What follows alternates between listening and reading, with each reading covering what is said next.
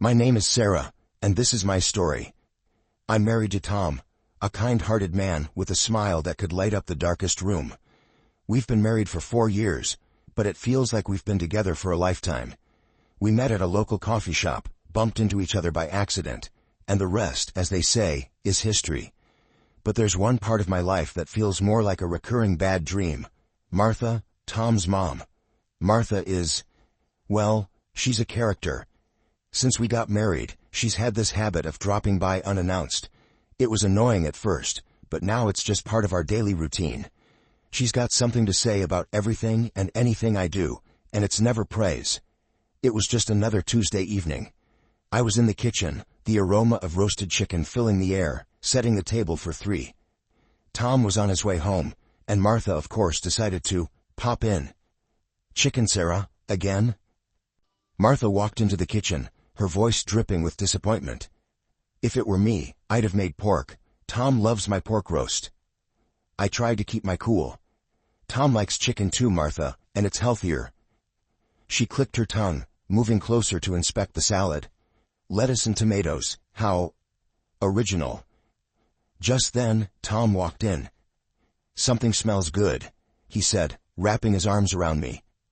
He kissed my cheek before noticing his mother. "Mom, what a surprise." "Not a good one, apparently," Martha muttered, eyeing the chicken like it had personally offended her. Tom caught my eye, a silent plea there. "Be nice to her," it said. "She's had a tough year." I sighed, the fight draining out of me. "Dinner's ready, let's eat." We sat down, and the usual happened. Tom talked about his day, I chimed in with stories of my own, and Martha found a way to criticize every single thing. When Tom complimented the chicken, saying it was just as good as any pork roast, I saw Martha's lips thin, but for once, she kept quiet. That night, as Tom and I cleaned up, and Martha watched her favorite game show in the living room, I wondered how many more dinners like this I could take. It wasn't the chicken or the pork that was the problem. It was the constant feeling of not being good enough for the woman who mattered most to Tom. But as I looked at Tom, who was whistling while drying the dishes, I knew I'd endure it, for him. Because that's what you do for love, right? You put up with a little rain to get to the rainbow. Or in my case, a little bit of Martha to get to the rest of my life with Tom. If life were a straight road, mine had taken a turn into a lane with speed bumps named Martha. When I found out I was pregnant, Tom and I were over the moon. But joy comes with its own set of challenges. My job as an event planner was demanding, with hours as unpredictable as Martha's mood swings. So I made the tough choice to step down to a less taxing role, which unfortunately meant a smaller paycheck. It was a Sunday morning, and I was flipping pancakes, humming to myself, feeling content. Tom was reading at the table, and then, as if on cue, Martha walked in, her presence immediately changing the air. "So Sarah, how does it feel to contribute less to the household?" Martha didn't waste any time, going straight for the jugular as she poured herself a cup of coffee. I flipped another pancake, choosing my words carefully. "It feels responsible, Martha. I need to take care of myself and the baby." "Babies don't need money, huh?" "Interesting logic," she retorted, taking a sip and making a face. "This coffee is weak." Tom looked up, his brow furrowed. "Mom, that's not fair. Sarah is doing what's best for our family." Martha scoffed. "Oh, please. When I was pregnant, I worked until the day I gave birth, and I made sure to contribute equally." I plated the pancakes and sat down, trying to keep the peace. "Times are different now, Martha, and I'm still working, just not as much." She shook her head, her disapproval as clear as the sunny day outside. "You just make sure you don't get too comfortable. Money doesn't grow on trees." The conversation hung heavy over breakfast. Even the pancakes tasted like tension. Tom squeezed my hand under the table, a silent show of support. But as I watched Martha pick at her food with a sour expression, I knew this was far from over. I was bracing myself for a long road ahead, full of Martha's backhanded comments. But in my heart, I knew the peace of mind from a lesser-stressed pregnancy was worth any pay cut. And I'd do it all over again if it meant a healthier me and a healthier baby. Life has a funny way of flipping the script. Before Jamie, my home office was a place of tranquility. Now it's a circus, and I'm the juggler. Working from home while taking care of a newborn is like trying to thread a needle on a roller coaster. But it's our roller coaster, and I wouldn't trade it for the world. One Wednesday afternoon, as I was knee-deep in emails and baby burp cloths, the doorbell rang. I knew without looking. It was Martha. "Just a minute," I called out, balancing Jamie on one hip and my laptop on the other. When I opened the door, there she stood, purse and judgment in hand.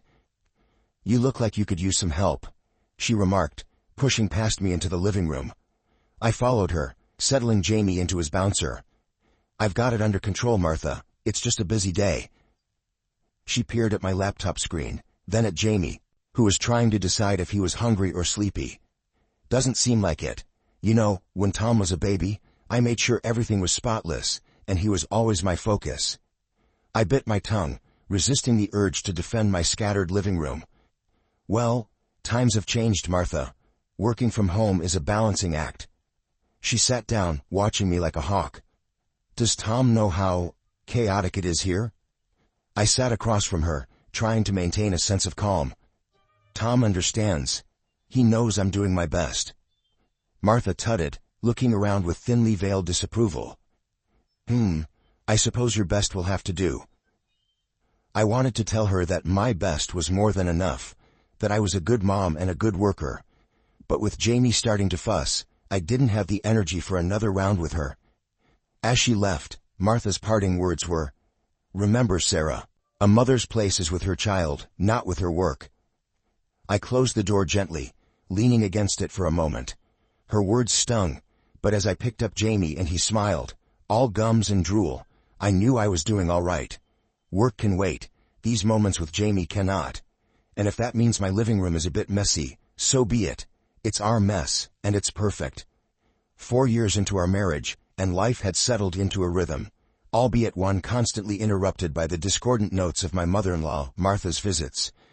The first year of Jamie's life was a whirlwind of diapers, late-night lullabies, and the struggle of maintaining a career from the confines of our home. Now, as I stepped back into the professional arena, my heart ached with the separation from my little boy, but also fluttered with the excitement of reclaiming a piece of my identity. The office was just as I remembered, yet everything felt different. Colleagues welcomed me back with smiles and gentle inquiries about Jamie. My desk, once a shrine to efficiency, now also housed a colorful array of drawings and a photo of Jamie's toothless grin. Each email I sent was punctuated by thoughts of him, each project plan a reminder of the plans I had for his future. Arriving home that evening felt like crossing a finish line. I was greeted by the music of Jamie's giggles, as Tom, ever the doting father, flew him around the living room like an airplane. They were in their own world, and for a moment, I was an outsider looking in. It was a pang of jealousy, only a mother returning to work could understand. Before I could even kick off my shoes, the door swung open, and Martha made her entrance. "Sarah, back to work I see. And Jamie?" she asked, her tone laced with accusation. "He's been at daycare, and he's doing great," I said, trying to keep my voice light as I took Jamie into my arms. She raised an eyebrow, a silent judgment I knew all too well. "Daycare? At his age? I never would have." Tom intervened. "Mom, the world's different now. We're doing what's right for our family." Martha huffed, moving to the kitchen. "Well, I hope you know what you're doing." The conversation hung in the air, a stalemate of generational differences. Tom and I exchanged a weary look. This was our normal, a delicate dance of defending our choices. Dinner was a quiet affair, Jamie's high chair an island of cheer in a sea of unspoken tensions. Martha barely touched her food, her disapproval a palpable presence at the table. Afterward, as Tom put Jamie to bed, I found myself alone with Martha. "Martha, I know you don't agree with our choices, but I need you to trust that we're doing what's best for Jamie," I said, clearing the plates. She looked at me, her eyes softening for just a second. "Sarah, I just want what's best for him too." "I know, and I appreciate that. But best can mean different things," I replied, hoping to bridge the gap between us. She nodded slowly. "I suppose you're right, but it doesn't mean I have to like it." As I finished the chores and sat down to catch up on some work, the house quieted down. I mulled over the day's events, the juggle between professional and personal, the constant scrutiny from Martha. Each thought was a thread in the complex tapestry of modern motherhood. Over the next few weeks, I found my stride, balancing deadlines with daycare drop-offs, boardroom meetings with bedtime stories. I was proving to myself, more than to Martha, that I could excel at both roles. But her words lingered like a shadow, a reminder of the tightrope I walked daily. One evening, as I watched Jamie sleep, his chest rising and falling in peaceful slumber, I realized that this was my why. The long hours, the missed cuddles, they were all for this moment of tranquility, for the future we were building. And as I turned off the light, a sense of determination settled in my heart. Martha might never understand, but that was okay. This was our life, our choices, our grind. And with Tom and Jamie by my side, I was ready for all of it.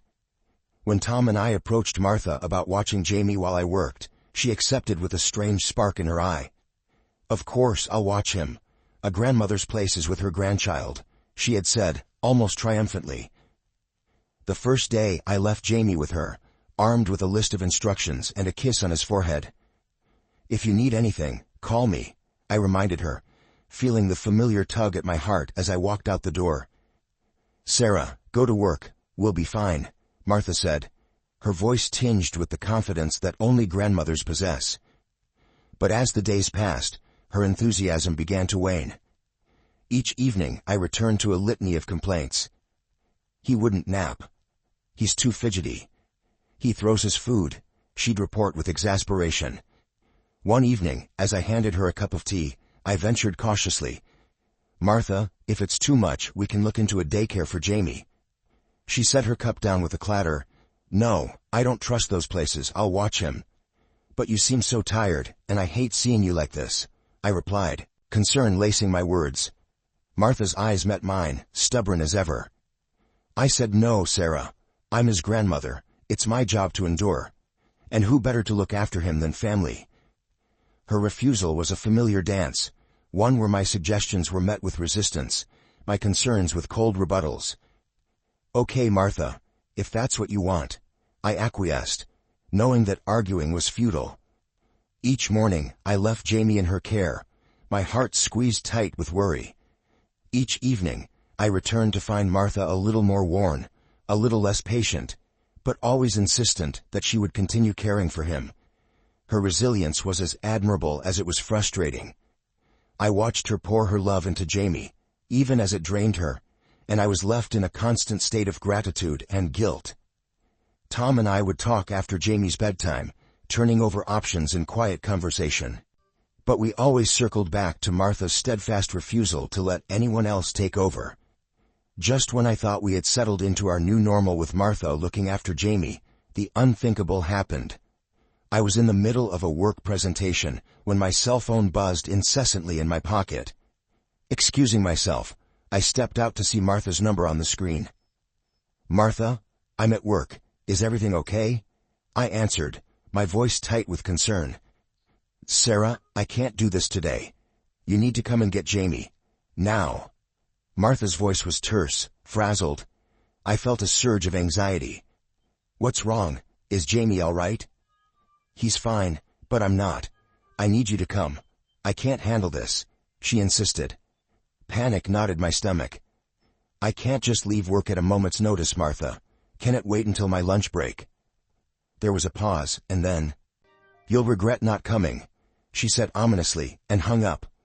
My heart raced. I called back, no answer.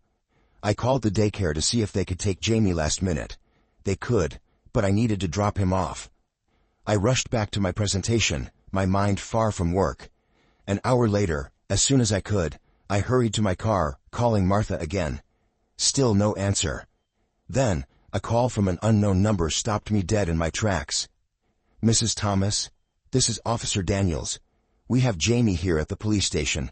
A woman brought him in, said she couldn't care for him anymore." My breath caught in my throat. "I'll be right there." I sped to the station, thoughts whirling in chaos. Tom met me there, his face pale with worry. "Mr. and Mrs. Thomas." The officer greeted us. "Your son is safe. The woman, she said she was the grandmother, left him here. She claimed she was feeling unwell." Relief flooded me at the sight of Jamie in the officer's arms, unharmed. "Thank you," I managed to say, taking Jamie into my embrace. Tom and I exchanged a look, the same question in our eyes. What do we do about Martha? We found her at home, sitting on the sofa, flipping through a magazine. "Mom, what happened? Why did you leave Jamie at the police station?" Tom's voice was a mix of anger and disbelief. Martha looked up, unfazed.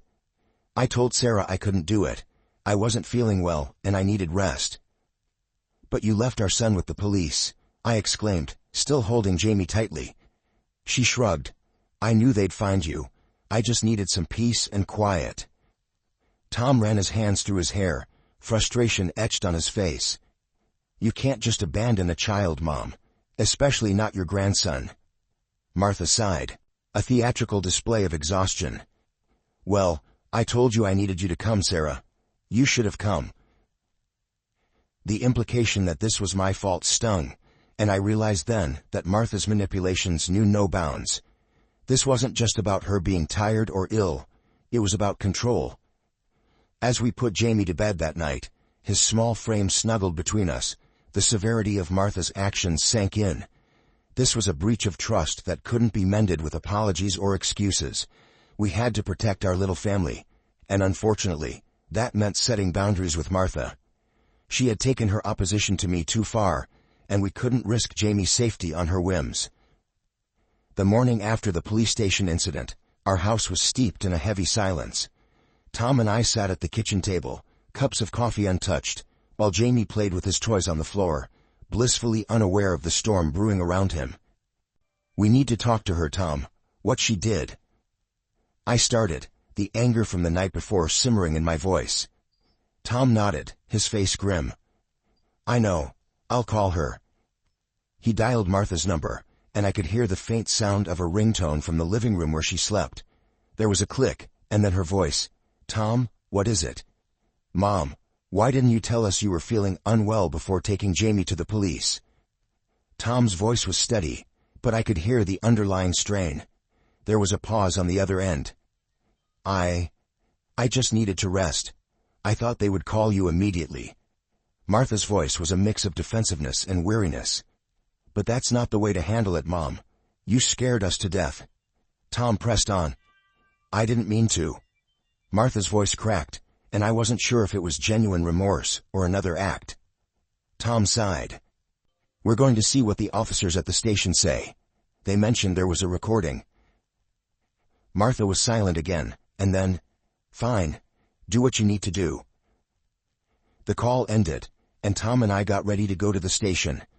We needed answers. At the station, Officer Daniels greeted us. "We have the footage from when she brought Jamie in. You should see this." We braced ourselves as the officer played the video. There was Martha, looking calm and collected as she handed Jamie over to the officer. Her voice was clear, devoid of distress. "I can't do this anymore. He's the grandson." My heart sank. There was no sign of the sick, distressed grandmother she had claimed to be. "We need a copy of this," Tom said, his voice hard. Back home, Martha was pacing the living room. When we walked in, she turned to us, a question in her eyes. "We saw the footage, Martha," I said, my voice cold. "You weren't sick. You weren't in distress. You lied." Martha's face fell, and then, unexpectedly, she sat down, her shoulders slumping.